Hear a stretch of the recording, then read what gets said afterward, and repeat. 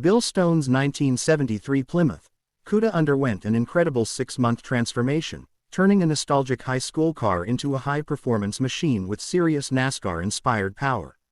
Initially purchased and driven by Stone in the 1980s, the car held sentimental value that inspired its revival decades later.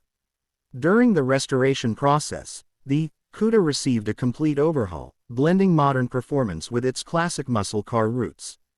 The centerpiece of the build is a powerful NASCAR engine, providing heart-pounding horsepower and a thrilling driving experience.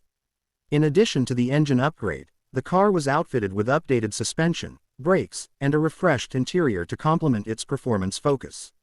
The exterior was restored to showcase the iconic 70s styling, with a vibrant paint job and custom details that pay homage to its original era.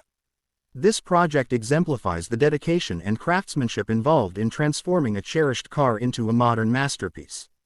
Please subscribe my YouTube channel.